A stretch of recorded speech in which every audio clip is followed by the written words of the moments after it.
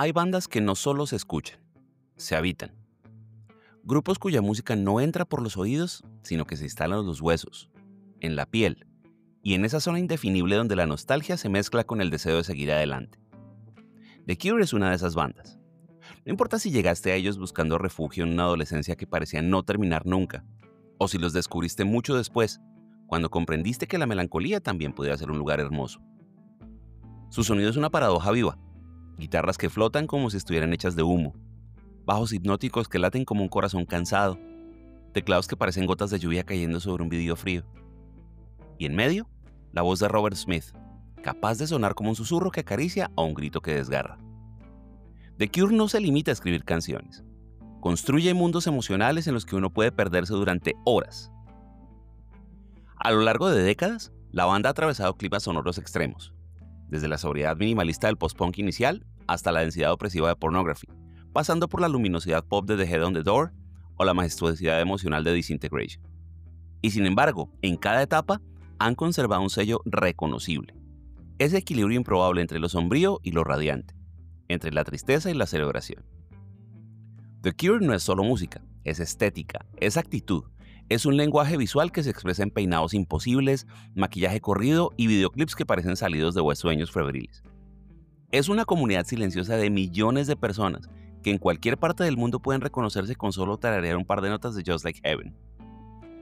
Hoy vamos a sumergirnos en la historia de una banda que redefinió lo que significaba ser alternativo, que llevó la melancolía a las listas de éxitos y que con cada acorde nos recuerda que a veces la tristeza es el mejor lugar para bailar.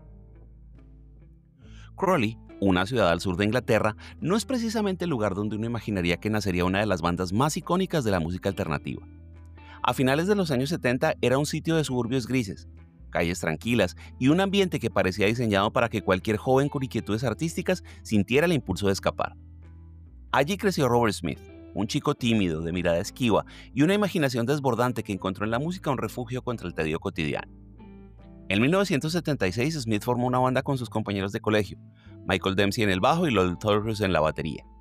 Al principio se llamaron Malice, luego Easy Cure, nombre tomado de una canción que habían compuesto, y más tarde, en 1978, simplemente The Cure.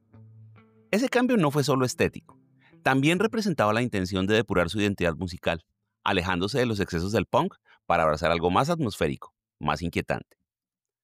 Sus primeras influencias venían de Joy Division, David Bowie, Siouxsie and the Banshees y, por supuesto, del punk que en ese momento sacudió a Inglaterra. Sin embargo, The Cure ya mostraba un rasgo que sería constante, la negativa a encasillarse. Su debut Three Imaginary Boys de 1979 sorprendió con un minimalismo crudo y letras que, lejos de gritar rabia, susurraban extrañeza. En un mundo musical dominado por la urgencia y la furia, ellos proponían una pausa incómoda, un espacio para mirar hacia adentro. En esos años, Robert Smith ya empezaba a construir su personaje, un líder que no necesitaba carisma de rockstar, sino una intensidad contenida, casi hermética, que atraía a quienes buscaban algo distinto. Crawley quizá no era el centro del universo, pero para The Cure fue el laboratorio donde se gestó una estética y un sonido que pronto escaparían de cualquier límite geográfico. Entre 1979 y 1981, The Cure atravesó una transformación que, vista en retrospectiva, parece una coreografía cuidadosamente ensayada. 3 discos, 3 estados de ánimo, 3 pasos hacia la consolidación de un universo propio. El primero, Three Imaginary Boys de 1979, es posiblemente una anomalía en su carrera. Minimalista, nervioso, con guitarras cortantes y un aire post-punk que dejaba algo de espacio a la ironía y al absurdo. Canciones como 10:15 Saturday Night o Fire in Cairo no eran aún himnos oscuros, pero sí retratos de una juventud que se debatía entre el aburrimiento y la inquietud. Robert Smith renegó en parte de este álbum porque la discográfica tomó decisiones sin consultarlo, incluyendo la portada y la selección de canciones. Sin embargo, fue la portada de entrada para que el mundo empezara a notar que algo distinto estaba emergiendo desde Crawley. Un año después, 17 Seconds de 1980 dejó atrás la urgencia para sumergirse en atmósferas más etéreas. Aquí aparece Simon Gallup en el bajo, y con él, ese pulso hipnótico que se convertiría en el latido de The Cure. Canciones como The Forest no solo consolidaron su reputación, sino que marcaron el inicio de una identidad sonora más introspectiva y más cinematográfica. La producción es más fría, deliberada, casi monocromática, como si cada nota fuera una sombra. En 1981, con Faith, la paleta se oscureció aún más, el tempo se ralentizó, las letras se volvieron más melancólicas y la música adquirió un tono fúnebre, casi ritual. All Cats Are Grey y The Funeral Party son ejemplos de un minimalismo emocional que no busca el impacto inmediato, sino envolver al oyente en un estado de contemplación. Si Three Imaginary Boys era la observación extrema y 17 Seconds la mirada hacia el bosque interior, Faith es la caminata lenta por un páramo cubierto de niebla. Esta trilogía inicial no solo cimentó el respeto de la crítica y un público fiel, sino que también preparó el terreno para que The Cure explorara sin miedo los extremos de la luz y de la oscuridad. Y en ese camino, lo que vendría después sería un descenso sin concesiones hacia la penumbra. En 1982, The Cure decidió mirar al abismo y no apartar la vista, y el resultado fue Pornography, un álbum que no solo representa el punto más sombrío de su carrera, sino uno de los trabajos más densos y claustrofóbicos de toda la música alternativa. No era un disco pensado para complacer, ni para sonar en radio, era una declaración brutal de desesperación y alienación. El contexto no podría haber sido más turbulento. La banda estaba al borde del colapso. Tensiones internas, agotamiento por las giras, abuso de drogas y alcohol, y un Robert Smith que atravesaba un periodo de depresión profunda. La primera frase del disco lo resume todo. It doesn't matter if you all die. No es metáfora, es un manifiesto. Musicalmente, Pornography es un muro de sonido. Guitarras saturadas hasta lo asfixiante, bajos que parecen arrastrar cadenas y una percusión seca que golpea como un corazón en estado de pánico. Canciones como 100 Years y The Hanging Garden no ofrecen respiro. Cada una es un descenso más profundo a un laberinto emocional del que no se ve salida. El proceso de grabación fue tan caótico como el contenido. Smith y Gallup llegaron a enfrentarse físicamente durante la gira posterior, y la tensión acabó con la salida temporal de Gallup. En entrevistas posteriores, Robert Smith ha descrito esta etapa como un momento en el que no le importaba si la banda sobrevivía o no, y de hecho, Pornography casi la destruye. Sin embargo, su impacto fue inmenso. Aunque las ventas iniciales no fueron espectaculares, el disco se convirtió con el tiempo en una obra de culto, un referente para toda una generación de bandas góticas y post-punk. Era el cierre de una primera gran etapa y la prueba de que The Cure no temía llevar sus emociones al límite, incluso si eso significaba poner en riesgo su propia existencia. Y como suele ocurrir después de tocar fondo, el siguiente movimiento sería inesperado, un giro radical hacia un pop luminoso, juguetón y de algún modo igualmente inquietante. Después de Pornography, cualquiera habría apostado a que The Cure seguiría hundiéndose en la penumbra o que simplemente desaparecería. Pero para Robert Smith, en uno de esos giros que desconciertan a críticos y fans por igual, él decidió abrir las ventanas y dejar entrar la luz. Y lo hizo de la forma más irónica posible, componiendo canciones que parecían invitaciones a bailar, con melodías pegajosas y letras que aún así mantenían ese toque de extrañeza que nunca iban a abandonar. En 1983 lanzaron Let's Go to Bed, un single que nadie esperaba. Sintetizadores juguetones, un estribillo adictivo y un video lleno de humor absurdo dirigido por Tim Pope, quien se convertiría en el cómplice visual de la banda durante décadas. Le siguieron The Walk y The Love Cats, esta última un híbrido improbable entre jazz felino y pop excéntrico, que terminó siendo su primer gran éxito en el Reino Unido. Esta etapa marcó la entrada de The Cure en un territorio ambiguo. Sí, podían sonar en la radio y en las pistas de baile, pero sin diluir su identidad. Smith descubrió que podía disfrazar la melancolía con ritmos alegres, y que esa contradicción era en realidad parte del encanto. Canciones como In Between Days o Close to Me son perfectos ejemplos.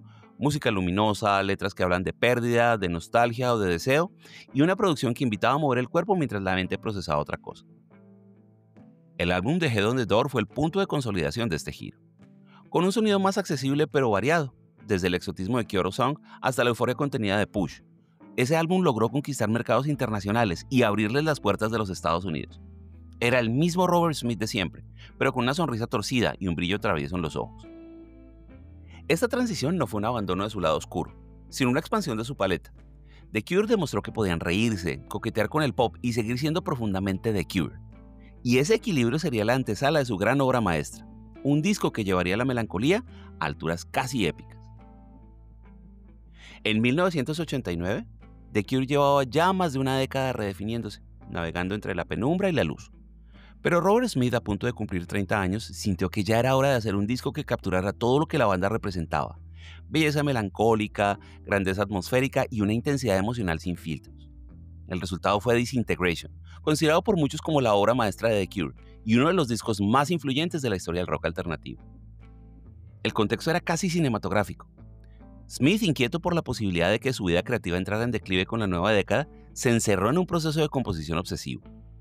La banda, reforzada por la estabilidad que daba el regreso de Simon Gallup al bajo y la incorporación de músicos como Roger O'Donnell en los teclados, se sumergió en largas sesiones donde cada acorde parecía tallado con bisturí. El objetivo no era hacer un disco de éxitos, era crear una experiencia inmersiva que funcionara como un todo. Musicalmente, Disintegration es un océano sonoro. Guitarras que se expanden como olas infinitas, teclados que flotan como bruma y un bajo profundo que ancla todo en un pulso hipnótico. Canciones como Pictures of You son auténticos retratos de memoria y pérdida. Lullaby, con su atmósfera de pesadilla infantil, es inquietante y seductora a la vez. Y Love Song, escrita como regalo de boda de Smith para su esposa Mary, se convirtió en un inesperado éxito global, incluso en Estados Unidos, donde llegó al número 2 de Billboard. Pero el corazón del álbum late con fuerza en temas como Plain Song y Disintegration, donde el tiempo parece dilatarse y la música se convierte en un lugar para quedarse a vivir. Es un disco para escuchar de principio a fin, sin interrupciones, dejándose arrastrar por su oleaje emocional. El éxito fue abrumador. Disintegration vendió millones de copias, encabezó listas en varios países y llevó a la banda a tocar en estadios por primera vez. Sin embargo, lo más importante fue que logró algo casi imposible: condensar en un solo trabajo todas las facetas de The Cure, lo gótico, lo pop, lo introspectivo y lo monumental, sin que ninguna opacara a la otra. Con Disintegration, The Cure no solo alcanzó su cima artística, también se aseguró un lugar permanente en la memoria emocional de generaciones enteras, y como si fuera un guión premeditado, este esplendor coincidió con el momento en que su imagen y su estética visual alcanzaron un nivel icónico que ya no se podía separar de su música. En The Cure, la música nunca viajó sola. Desde sus primeros años, Robert Smith entendió que la estética podía ser una extensión del sonido, una forma de narrar con imágenes lo que las canciones transmitían en notas y en palabras. Pero fue en la segunda mitad de los 80 y especialmente tras Disintegration cuando esa conciencia visual se convirtió en un sello inconfundible. El peinado imposible de Smith, como un nido de electricidad estática, el maquillaje corrido, los labios rojos intensos y la ropa negra de siluetas sueltas no eran simple excentricidad, eran un uniforme emocional. Esa imagen, exagerada y frágil al mismo tiempo, se volvió un icono cultural. Y no estaba solo. La puesta en escena de la banda, con juegos de luces y atmósferas neblinosas, convertía cada concierto en una experiencia sensorial. Aquí entra en escena Tim Pope, el director que moldeó gran parte de la biografía de The Cure. Sus clips no eran simples representaciones de la canción, eran pequeñas piezas de surrealismo pop, llenas de humor, extrañeza y teatralidad. Desde el absurdo juguetón de The Love Cats hasta la tensión inquietante de Lullaby, Pope ayudó a traducir el universo sonoro de la banda a un lenguaje visual igual de distintivo. Las portadas de los discos también jugaron su papel. Imágenes borrosas, colores apagados, collages, tipografías manuscritas. Cada elemento estaba pensado para que el álbum se sintiera como un objeto artístico y no solo un contenedor de canciones. En vinilo, casete o CD, tener un disco de The Cure era también tener un fragmento de su mundo en las manos.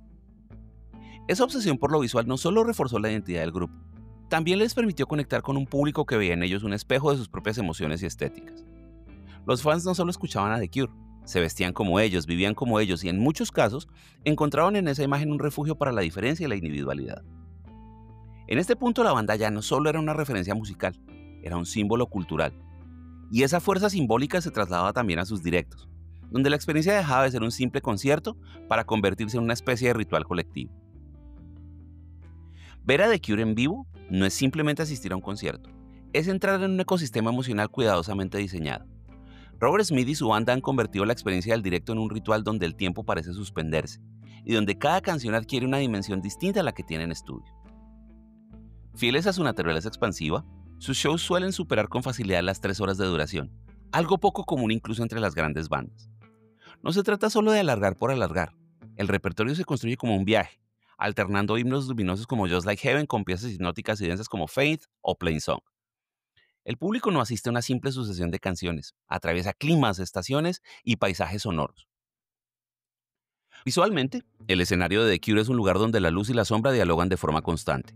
Las cortinas de humo, los colores saturados, las proyecciones y el uso dramático de la penumbra crean una sensación de inmersión total. La banda no se entrega a coreografías ni a artificios superficiales. Su fuerza está en la intensidad con la que interpretan cada nota y en la complicidad que se establece con la audiencia. Robert Smith, lejos del estereotipo del frontman extrovertido, ejerce su magnetismo de otra manera, casi inmóvil, pero con una presencia que llena el espacio.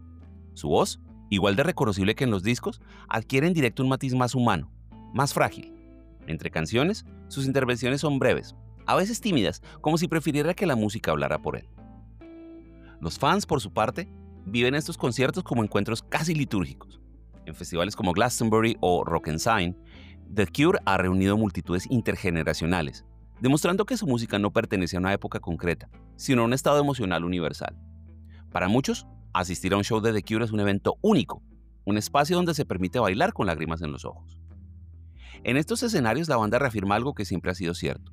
Por más que su discografía sea vasta y compleja, la verdadera esencia de The Cure se comprende plenamente cuando la música vibra en un espacio compartido, entre luces, humo y miles de voces cantando al unísono.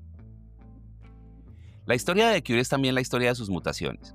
Desde los años 90 la banda ha atravesado cambios de formación, giros sonoros y periodos de silencio que, lejos de diluir su esencia, han fortalecido su leyenda. Robert Smith ha sido el único miembro constante, el núcleo creativo y emocional que mantiene el timón. Pero alrededor suyo han orbitado músicos cuya entrada y salida dejó huella en el sonido del grupo. Tras Disintegration llegó Wish, de 1992, un disco que mantuvo la grandiosidad emocional pero con un toque más luminoso. Friday I'm in Love se convirtió en un himno global, quizá uno de los más reconocidos para el público general, mientras canciones como From the Edge of the Deep Green Sea mostraban que aún podían sumergirse en la intensidad introspectiva. Fue un éxito masivo, pero también marcó el inicio de tensiones internas que llevarían a la partida de varios miembros. En la segunda mitad de los 90, con álbumes como Wild Mood Swings y Blood Flowers, The Cure exploró nuevos matices, cambios de instrumentación, estructuras menos previsibles y un retorno consciente a atmósferas más densas. Aunque la recepción fue variada, estos discos reforzaron el carácter impredecible de la banda. Cada reinvención estuvo acompañada por ajustes en la alineación: el regreso ocasional de Simon Gallup tras sus ausencias, la llegada de Perry Bamonti, la salida de Boris Williams y la incorporación de Jason Cooper en la batería, entre otros movimientos. Estos cambios nunca parecieron obedecer a estrategias comerciales, sino a la necesidad de Smith de rodearse de personas que comprendieran la visión emocional del proyecto en cada etapa. En los 2000 y en los 2010, The Cure se convirtió en una institución capaz de llenar festivales y estadios sin depender de nuevos lanzamientos constantes. Su presencia se volvió más selectiva, sus giras más esperadas. Y aunque los fans siguen aguardando un nuevo álbum desde hace más de una década, cada aparición pública de la banda se vive como un acontecimiento cultural, prueba de que su vigencia no depende de la velocidad de producción, sino de la fuerza de su legado. Lo fascinante de The Cure es que, a pesar de todos estos cambios, nunca han perdido el hilo conductor. Ese equilibrio inestable entre oscuridad y belleza que ha hecho que su música siga resonando, incluso para quienes nacieron mucho después de su debut. Pocas bandas pueden presumir de un legado tan amplio y tan transversal como The Cure. Su música ha atravesado generaciones, geografías y géneros, influyendo tanto a artistas de la escena alternativa como a nombres que han conquistado las listas de éxitos. Lo suyo no ha sido dictar una fórmula, sino demostrar que la honestidad emocional y la experimentación estética pueden convivir y multiplicarse con el tiempo. En el terreno musical, su huella se siente en el post-punk revival, el indie rock, el shoegaze, el dream pop y hasta en ciertas corrientes del pop contemporáneo. Bandas como Interpol, The Smashing Pumpkins, Placebo, The Killers, Churches o Editors han reconocido abiertamente la influencia de Robert Smith y compañía, ya sea en el uso de guitarras atmosféricas, bajos melódicos o en esa forma única de equilibrar lo melancólico con lo melódico. Pero más allá del sonido, The Cure también abrió puertas a la estética gótica y alternativa, sacándola de la marginalidad y colocándola en escenarios masivos. Su imagen, de cabellos enmarañados, maquillaje intenso y de ropa negra, dejó de ser solo un gesto contracultural para convertirse en una declaración de identidad para millones de personas. Ser distinto dejó de ser un problema para convertirse en un símbolo de pertenencia a una comunidad global. Su influencia cultural también llegó al cine, a la televisión y a la moda. Sus canciones han acompañado escenas icónicas en películas como Donnie Darko o The Crow, y su estética ha inspirado editoriales, pasarelas y colecciones enteras de diseñadores, que encontraron en su estilo una mezcla de romanticismo y decadencia irresistible. La longevidad de The Cure radica en que no se limitan a hacer una nostalgia de los 80s. Siguen vivos en playlists, en festivales, en nuevas bandas que reinterpretan su sonido y en fans que descubren su discografía como si fuera un tesoro escondido. Su música no pertenece a una época concreta, sino a una sensación, a esa mezcla de tristeza y belleza que una vez la experimentas se queda contigo para siempre. Con este legado, The Cure no solo se ganó un lugar en el Salón de la Fama del Rock and Roll, sino algo un poco más valioso, un espacio permanente en la memoria emocional de la cultura popular. Y es precisamente esa conexión íntima la que explica por qué, después de más de 40 años, siguen siendo una banda imprescindible. Escuchar a The Cure es como caminar bajo la lluvia sin paraguas. Al principio sientes frío, pero pronto descubres que hay algo liberador en dejarse empapar. Su música nos recuerda que la tristeza no siempre es un enemigo. A veces es un lugar donde uno se encuentra consigo mismo, donde la belleza se revela en los tonos más grises. Robert Smith ha dicho en más de una ocasión que no compone pensando en hacer felices a las personas, sino en ser honesto con lo que siente. Quizás ahí radique la magia, en esa franqueza que convierte sus canciones en refugios, en puentes entre personas que jamás se han visto, pero que comparten una misma emoción. The Cure nos ha enseñado que lo alternativo no significa estar al margen, sino crear un espacio propio donde quepan la melancolía, el humor, la fragilidad y la euforia. que se pueda bailar con lágrimas en los ojos, sonreír en medio de una canción triste y encontrar luz en la oscuridad más densa. Más de 4 décadas después de su debut, siguen siendo una banda viva, no por la cantidad de discos nuevos, sino por la intensidad con la que su música sigue tocando a quienes la escuchan por primera vez y a quienes la llevan dentro desde siempre. Porque al final The Cure no es solo una banda, es una sensación que te acompaña, que cambia contigo y que de algún modo nunca se va. Gracias.